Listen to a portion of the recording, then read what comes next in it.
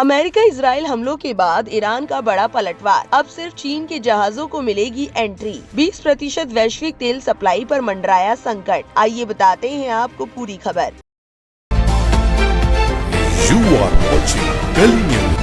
Iran ने कहा है कि अब स्ट्रेट ऑफ हॉर्मुज से सिर्फ चीन के जहाजों को गुजरने दिया जाएगा। एनडीटीवी की रिपोर्ट के मुताबिक ईरान का कहना है कि चीन ने मिडिल ईस्ट में बढ़ते तनाव के दौरान उसका साथ दिया है, इसलिए उसे ये छूट दी जाएगी।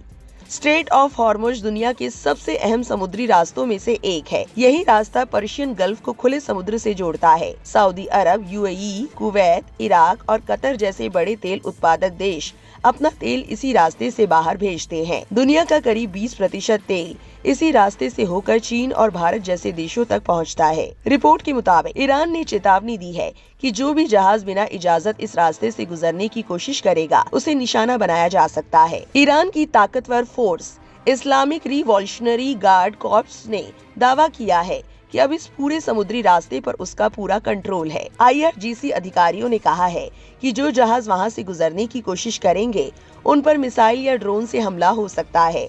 इस चेतावनी से दुनिया भर के शिपिंग बाजारों में डर का माहौल बन गया है और तेल सप्लाई रुकने की आशंका बढ़ गई है। ये सब तब हो रहा है जब अमेरिका और इजराइल ने ईरान के अंदर हमले किए हैं। इसके जवाब में ईरान ने सैन्य कार्रवाई की है और अहम समुद्री रास्तों पर अपनी पकड़ और कड़ी कर दी है। चीन, जो ईरानी तेल का सबसे बड़ा खरीदार है, उसने अमेरिका और इजराइल के हमलों की कड़ी आलोचना की है। चीन के विदेश मंत्री वांग यी ने रूस के विदेश मंत्री सरगेई लावरोव से बातचीत में इन हमलों को गलत और अस्वीकार्य बताया। चीन की सरकारी एजेंसी एक्स इन्हुआ के मुताबिक वांग यी ने कहा कि ईरान के supreme leader Ayatollah Ali Khamenei की हत्या और वहां शासन बदलने की कोशिश किसी देश की संप्रभुता का उल्लंघन है। रिपोर्ट के मुताबिक चीन ने फौरन युद्ध विराम की मांग की है और कहा है कि स्ट्रेट ऑफ हॉर्मुज में जहाजों की सुरक्षा बहुत जरूरी है।